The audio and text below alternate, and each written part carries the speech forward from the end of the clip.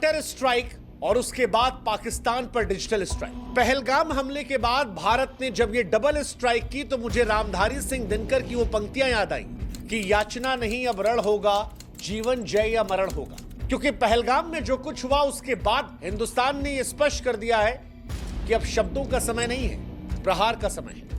उस प्रहार के पहले हम आपको चेतावनी पर चेतावनी दे रहे हैं। पहले वाटर स्ट्राइक के जरिए पाकिस्तान को प्यासा रखने और बर्बाद करने की तैयारी, और उसके बाद डिजिटल स्ट्राइक के जरिए अंतिम चेतावनी, जिसके बाद ना कोई माफी ना कोई रियायत, बस रण।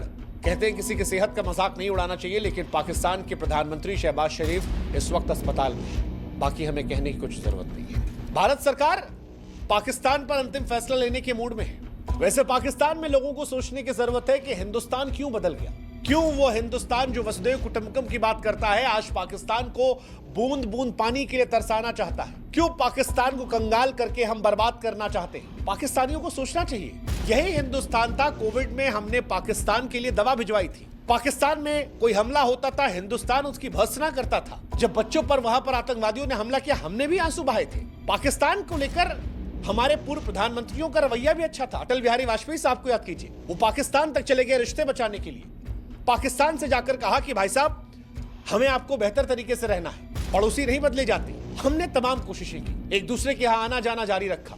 लेकिन आज ना खेल है, ना व्यापार, ना कलाकार, ना सोशल मीडिया। आज पानी की बूंद तक को लेकर हमने वाटर स्ट्राइक कर रखी है। 2008 में हमने आईपीएल बैन किया, 16 में हमने व्यापार बैन किया, 19 में हमने कलाकार बैन किया, 25 में हमने सिंधु जल समझौता सस्पेंड किया, और अब वीजा रद्द कर दिया है, उनके राजनयिकों को यहां से हटा दिया है, उनके लोगों को यहां से भगाया है, और तो और पाकिस्तान का हिंदुस्तान में दिखना भी बैन कर दिया है। पाकिस्तानियों को सोचना चाहिए कि आखिर ऐसा क्यों हुआ कि भारत को यह रास्ता उठाना पड़ा।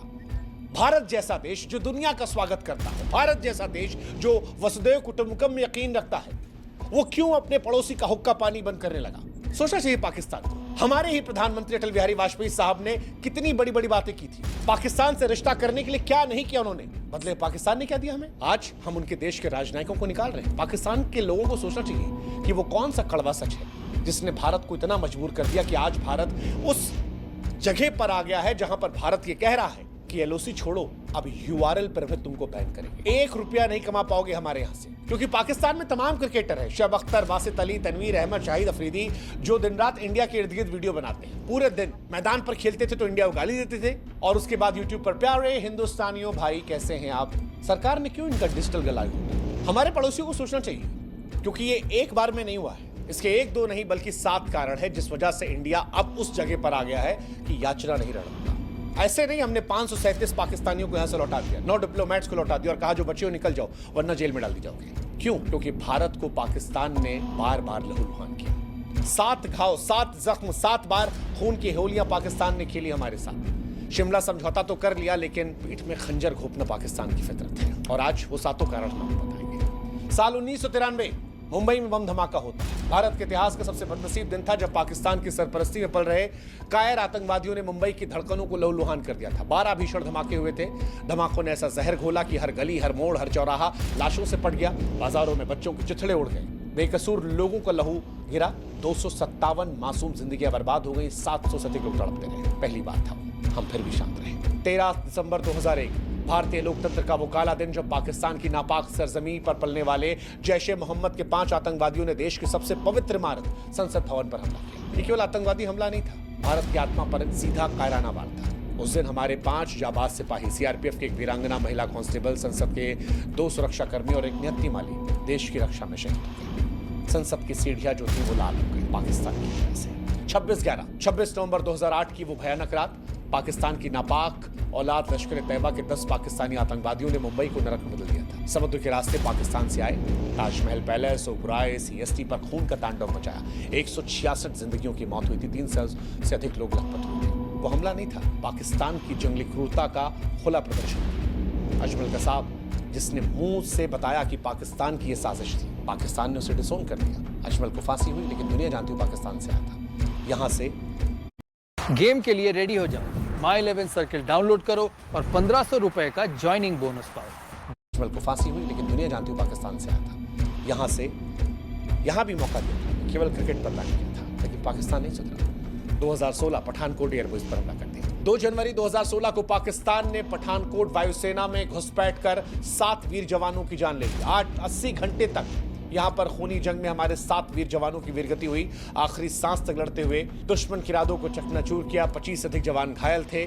एक भी आतंकवादी जिंदा नहीं लौटा, लेकिन पाकिस्तान पूरी दुनिया के सामने फिर एक बार अपनी दहशतगर्दी को लेकर चर्चा में आ गया। इसके बाद 2016 में उरी हमला, वो मनहूस सुबह जब जैश ए मोहम्मद के 4 खूनी आतंकवादियों ने भारतीय सेना के एक कैंप पर हमला किया था। 19 वीर जवानों को शहीद किया था। 30 से अधिक जवान घायल हुए थे। यहां से भारत ने जवाब देना शुरू किया था। भारत ने पाकिस्तान के अड्डों पर हमला किया था और सर्जिकल स्ट्राइक कर दी थी। उम्मीद थी कि शायद पाकिस्तान समझ जाएगा, लेकिन पाकिस्तान नहीं समझा। फिर 2019 में पुलवामा, 14 फरवरी 2019 वो खौफनाक दिन जब पाकिस्तान के आतंकी संगठन जैश ए मोहम्मद के आतंकवादियों ने पुलवामा में गाड़ी से सीआरपीएफ के काफिले की बस को टक्कर मारा था। 40 जवान शहीद हुए थे। भारत ने फिर बदला लिया, बालाकोट एयर स्ट्राइक की। पाकिस्तान के आतंकवादी अड्डों को बमों की बरसात से उड़ा दिया।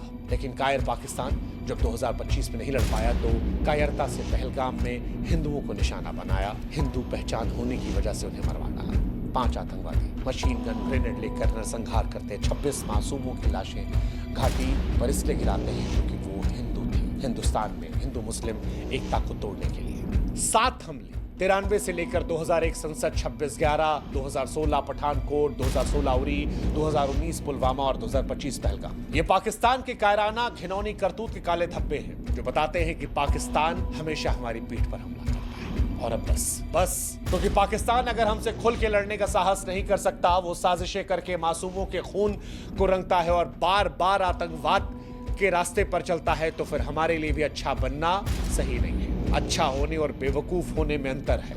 हिंदुस्तान अच्छा है लेकिन बेवकूफ नहीं, क्योंकि हिंदुस्तान समझता है कि पाकिस्तान सामने से नहीं आता और इसीलिए हमने एक कदम उठाया। इसीलिए हमने पाकिस्तान पर ये डिजिटल स्ट्राइक की। वाटर स्ट्राइक के बाद डिजिटल स्ट्राइक पाकिस्तान को तोड़ने के लिए है। पाकिस्तान पर असर पड़ेगा क्योंकि पाकिस्तान पहले से कंगाल भारत के डिजिटल और आर्थिक चक्रव्यूह में फंस गया है। इसका हाल ऐसा ही है जैसे जंगल में फंसा चूहा, न रास्ता न राशन, और पाकिस्तान इससे झेलेगा। पाकिस्तान इससे आर्थिक तबाही को झेलेगा। शोएब अख्तर जैसे पाकिस्तानी जो लाखों करोड़ों रुपए कमाते हैं, अब उन्हें वो पैसे नहीं मिलेंगे। वो पाकिस्तान के टैक्स में जाते पैसे। डिजिटल नाकेबंदी, पाकिस्तान जो हिंदुस्तान को बदनाम करने की साजिशें करता है, वो अपने अंदर खेलो कूदो। जंगल ने मोर नाचा किसने देखा? हमें घंटा फर्क पड़ता है। पानी की ट्रीटी से उनको झटका लग ही रहा है। अंतर्राष्ट्रीय बेइज्जती, FATF के ग्रे लिस्ट पे पाकिस्तान पहले से ही है। अब और नंगा होगा कि हिंदुस्तान ने बैन कर दिया।